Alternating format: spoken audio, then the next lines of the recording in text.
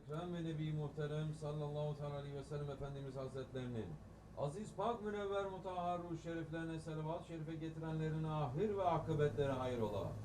Âl-i ezvacı, tahiret evlad-ı Resul Eshab-ı Cin Efendilerimizin sayr Enbiya Azam ve Resulü Fiyan Hazıratın ervah şeriflerine Pirimiz Bilal Habeş radıyallahu anh Efendimizin mihmandar Resul-i Kibriya Eyüp Sultan Halid bin Zeyd Ebu Ayyub el Ensar radıyallahu anh Şah Mürşidan Şeyh Hacı Muhammed Bahattin Şah Nakşibend el-Buhari Mevlana Celaleddin el-Rumi Mevlana Ziyahattin Halid el-Bağdadi Sahib-ü Zaman Kıblet-i İslam Şeyh Mevlana Muhammed Nazım Adel el-Ekkani Kaddesallaha esraruhum hazıratın ervahı için Hademül Harameyn-i Şerifeyn Yavuz Sultan Selim Han Ebul Fetvel Meazi Fatih Sultan Mehmet Han ve Serdar Hakan Sultan Abdülhamid Han cennet mekan Firdevs-i Aşiyan hazıratın ervahine ve avnu inayetine alel husus bu caminin bahanesi sahibel hayrat ve el hasenat sahibi Sevş Abdülkerim el-Kıbrıs Rabbani Hazretlerinin ve bugüne kadar içerisinden gelmiş geçmiş imam, müezzin, kayyım cemaatinin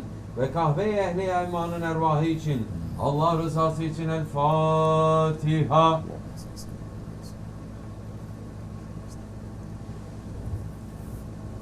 Euzubillahimineşşeytanirracim. Bismillahirrahmanirrahim. İnnallâhe ve melâiketehu yusallûne alen-nebî.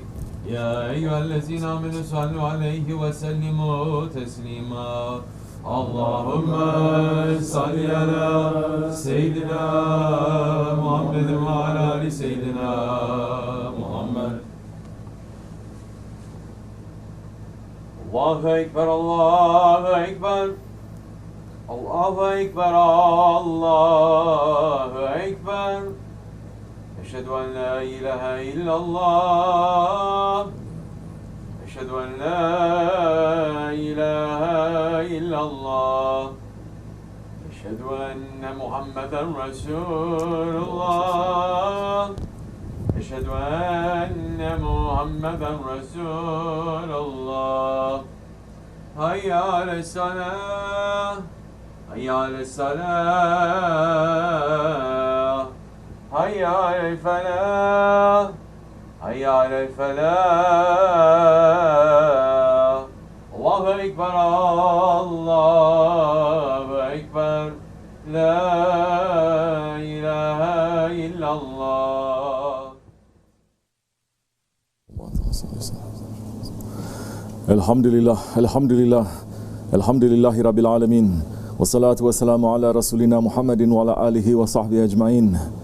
Nahmedullah Teala ve nagfir eşhedü en la ilahe illallah vahdehu la şerike leh ve neşhedü enne seyyidina Muhammeden abduhu ve habibuhu ve resuluh sallallahu aleyhi ve alihi ve ezvacihi ve sebet tabi hulefâ raşidin mahdinin ba'di ve zemmeti ala tahkik ve zemmihi alameti hulefâ resul ala tahkik umarul mu'minin Hazreti Ebu Bakr, Umar, Osman ve Ali ve ala bakı sahabe tabi'in ridvanullah Teala aleyhim ecmain.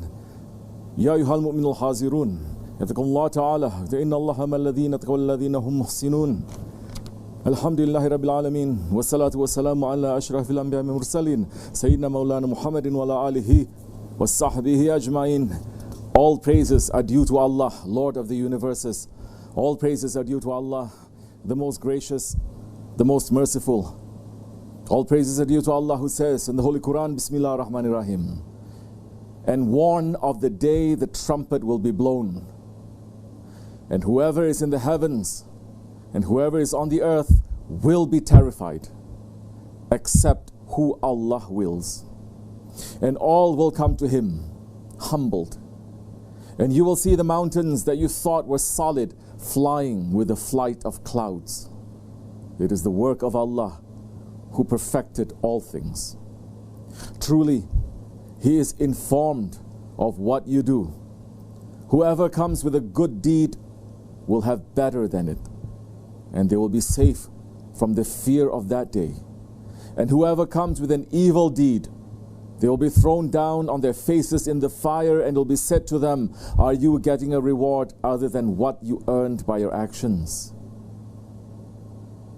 Say, Ya Muhammad, I am commanded only to serve the Lord of this land, which He has made holy, to whom all things belong. And I am commanded to be of those who surrender unto him and to recite the Quran. And whoever is guided is only guided for the benefit of himself. And as for who deviates, say to him, Bismillah ar-Rahman ar-Rahim, truly I am only a warner. And say, all praises are due to Allah. He will show you His signs and you will recognize them. And your Lord is not unaware of what you do. Sadaqallah al-Azim. May all peace and blessings be upon our Master, Sayyidina Muhammad alayhi wasalam, the Imam of the messengers, the seal of the prophets, the master of the first and the last, the grandfather of Hassan and Hussein, the intercessor of the Day of Judgment. May peace and blessings be upon him and upon his noble family and upon his blessed companions, especially upon the four Khulafa Rashidin, Hazrat Abu Bakr Siddiq, Hazrat Umar Farooq, Hazrat Osman al-Ghani and Hazrat Ali al-Murtaza, and all those who follow them until the last day. May peace and blessings be upon our Grand Sheikhs, the Khwajagan of the Naqshbandi way. May peace and blessings be upon the noble house of Osman, who kept the flag of Islam high with honor and nobility. May all peace and blessings be upon all those who honor them and follow them until the last day. Ameen. Ya ayyuhal mu'minun, O believers, welcome to you on the Jummah day, the last Jummah of the month of Shawwal. If Allah gives us life, then in almost 40 days' time, we will be in the middle of the days of Hajj and of Qurban. May Allah subhanahu wa ta'ala give us the blessings to be ready for those and to bring the fruits of our Rajab and Sha'ban and Ramazan into those holy days, inshallah.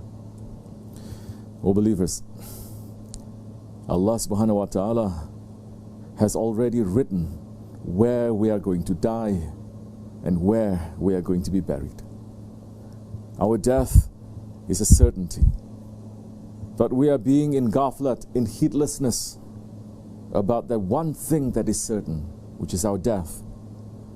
Hujjatul Islam, Imam al-Ghazali is mentioning this when he says, "Oh my friend, your coffin cloth might already be sitting in the bazaar, but you remain in ghaflat." Heedlessness. Ghaflat, it is forbidden for believers. Anything that makes you to lose yourself, to forget yourself, to forget your relationship to Allah and His Prophet ﷺ, it is forbidden to a believer. And ghaflat is worse than any drug or any liquor, because the man can stay in ghaflat without realizing that he's sunk inside. A believer cannot be in ghaflat about death, because death, it is in front of us all the time, and death is the door to Akhirat life. Our Shaykh Sahib al-Saif, Shaykh Abdul Karim al-Kibrisiya Rabbani Karzasir, is saying, we must know that we came from Allah and we are returning back to Allah. We must keep this alive in ourselves. If we fall into heedlessness and we forget that the angel of death, Azrael, is going to reach to us, then any day that we are forgetting, we are getting into trouble. We must keep it alive in ourselves. We must prepare ourselves. We are believers. We have to live like believers, not only talk like believers or to sound like believers. We must live like believers. We must take whatever Allah and His Prophet ordered us and put it in our lives. When the angel of death is coming to you, you are going to go out from this world through the wrong door, and all the problems begin then. Intelligence is showing to the man, saying to know what he wants, to understand who is his enemy, and to try to fix himself before the angel of death is reaching to him. When is this angel of death going to come to you? It may come 1 minute later. It may come tonight. It may come tomorrow. Keep this alive. Don't make it so long. Don't think it's so far distant as everyone is making so many big plans. A young Sahabi one day came to the Holy Prophet ﷺ and said, "Ya Rasulullah, I've borrowed some money. I made a deal with this person and I'm going to pay in 1 month's time. Please pray for me that I'll be able to make it." And the Holy Prophet ﷺ looked at him and said, "Oh, what a long-term plan you made. How did you do this?" To a young Sahabi, he is saying, how did you make this long plan? 1 month? Who says to you that Azrael is not coming to you 5 minutes later? That word was to the Sahabi and to every believer who is coming after, to you and to me. This kind of thinking about death, this kind of awareness about the angel of death, it must make a man to become intelligent. Because Holy Prophet ﷺ himself said, the most intelligent person is the one who remembers death most often, and he is the most well prepared to meet it. These are the wise ones, honorable in this life and dignified in the hereafter. For us, we are under the shade of the wisest ones, the Naqshbandi Khajagan. Our Grand Shaykh, Sultan al-Awliya Shaykh Maulana Muhammad Nazim Adil al-Haqqani Qaddasallahu Sir, is speaking to us about preparing for death and being intelligent. And he is saying, this world, this dunya, is zero. It is for 3 days. On the 4th day, they take you and bury you in your grave. You forgot this. You forgot about the day that they will bring and bury you in your grave. You don't think about it. But Hazrat Umar was writing on his ring, وَكَفَى بِالْمَوْتِ وَعِزًا يَوْمَرْ. If you want advice, death is enough advice for you, Ya Umar. Look at death and take advice. No matter how much you struggle in dunya, you will leave everything there. They will put you inside the coffin that you didn't like in dunya, that you trembled when you saw it, and bring you to lay you in the earth. Don't forget. Don't forget that everybody will be buried in a grave. But the graves of those who say, Bismillahir Rahmanir Rahim, they are rose gardens. Such a beauty has never been seen in dunya. He finds his grave like this. Why do you forget, O foolish man? So what happened to us, to 21st century people? What happened to foolish mankind? All around us is death. There's not only signs of death, but death is happening all around us, and we're seeing it every single day. But we take no warning. All around us is sickness that is spreading east and west, but mankind is not changing.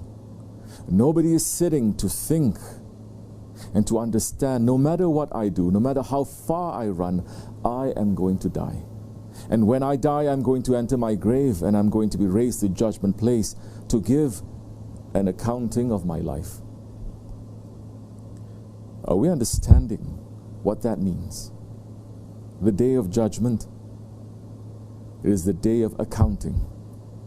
It is a day that men are going to stand before Allah subhanahu wa ta'ala and be called to answer for everything that they did in their lives. That is why Allah subhanahu wa ta'ala is describing that as a day of terror. Because the accounting of your life, it is going to be given. The Holy Prophet himself ﷺ said, on Judgment Day the servant will meet his Lord, who will ask him, his Lord will ask him, didn't I honor you? Didn't I give you authority? Didn't I give you a wife? And didn't I let you tame horses and camels? And didn't I make you a leader? And the man will say, you did. And Allah subhanahu wa ta'ala will ask, did you think you would ever meet me? And the man will answer, no. Then Allah subhanahu wa ta'ala will say on that day, then I will forget you as you forgot me. A second man will come, and Allah subhanahu wa ta'ala will ask him the same questions, and the man will give the same answers.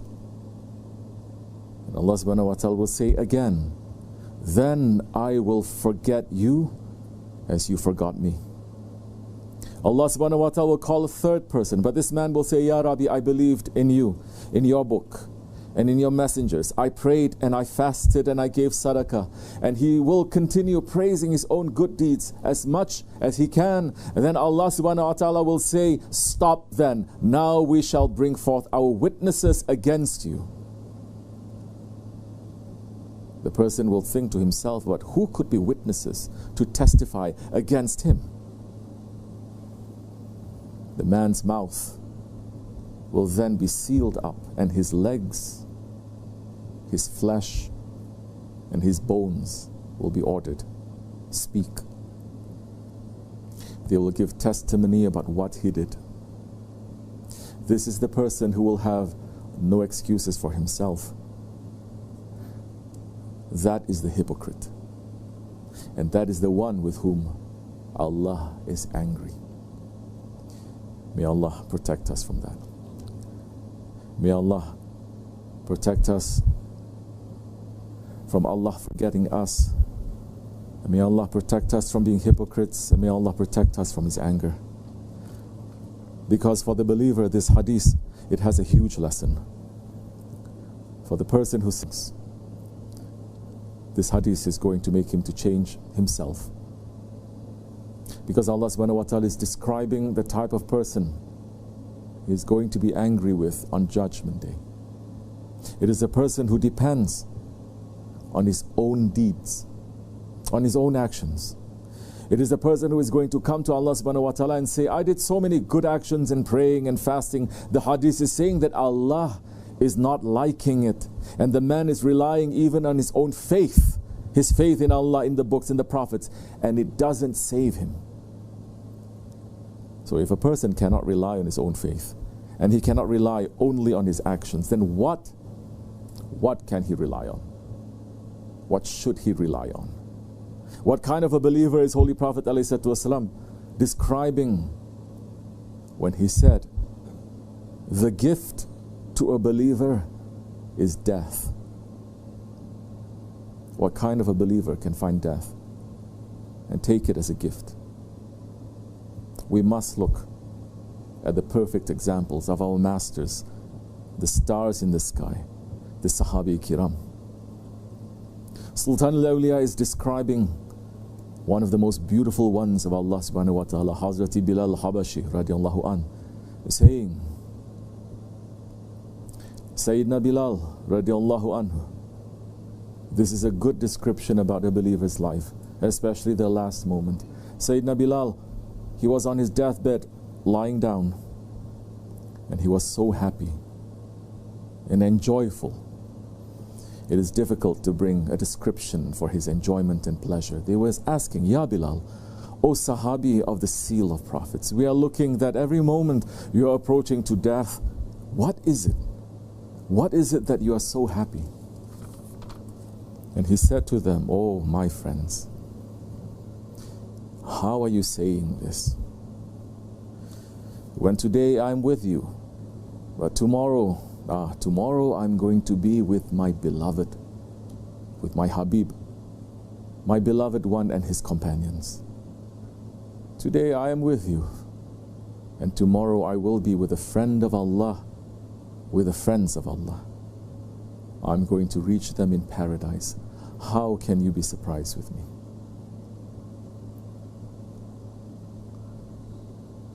So death is a gift to those believers who are living their lives preparing to be united with the friends of Allah in Akhirat. Death is a gift to those believers who have made a connection with the beloveds of Allah in His life, who is running to serve them, to be with them. Death is a gift to those believers who are in sohbat with those who are beloved to Allah and His Prophet, and who will be rejoined, and they will continue in that sohbat by the angel of death. As a man lives, that is how he's going to die. As he dies, that is how he's going to be raised. And the way that he is raised, that is how he's going to be on Judgment Day. Who do you want to be in this life with? You'll find that on the Day of Judgment. How do we find that kind of death? We have to be in that kind of sohbat now. Because Allah subhanahu wa ta'ala is going to offer to save His servants on the Day of Judgment just on the basis of that association, that sohbat.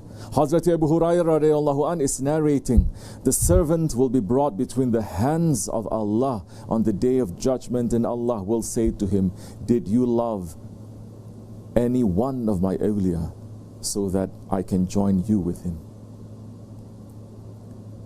Until the last 100 years, this ummah was living this reality. This ummah was basing their intentions and their actions and their religion on this reality.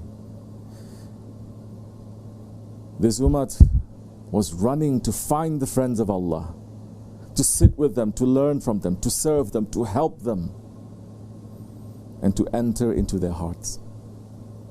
Because as the Hadith Qudsi is showing, it is not our faith or our actions that is going to save us on Judgment Day. It is our nisbat, our connection to those who are connected to Allah. Everyone is going to stand in terror on Judgment Day, even the prophets. But it is Sayyidina Muhammad ﷺ who will approach Allah to ask for shafa'at, because he is the one and only Habib. Those who are in his heart, they are in safety. And those who are in the hearts of the beloveds of the Holy Prophet ﷺ, they are in safety. Sahibul Saif, our Shaykh, may Allah raise his station, he is describing the scene in paradise for those who reach to such safety. He is saying, we have fear from Allah. We have fear because we love Allah. We don't want to break our friendship, our relationship with our Lord. That's why we are fearful. It's not because we are fearful that He is going to punish us. No, He will not punish us. But it is because we believe in Him and we try our best for Him, for His religion. Live according to that, and you will find this world paradise for you. And you will find in the hereafter angels greeting you, playing and dancing for you, saying, one more beloved of Allah is entering to paradise. Paradise is becoming better. Do you know why it's called paradise? Do you know why paradise is paradise? It's because all beloveds of Allah are in that place. That's why paradise becomes paradise. If you become beloved to Allah in this world, then this world becomes a paradise for you too. If we all become beloved to Allah, then the whole world becomes paradise. And the words of Sahib al-Saif speak the truth. O believers, enter into the association of the beloveds of Allah in this world. Live your life sincerely according to that, and your life in this world will become a paradise. The world outside is dry and rotten. As the Holy Prophet ﷺ saying, the dunya, it is a dead body. It's like a carcass. And the people who seek the dunya, they are dogs. Allah subhanahu wa ta'ala created us as Hazrati Insan. He did not create us to run after this dunya. He created us for His love.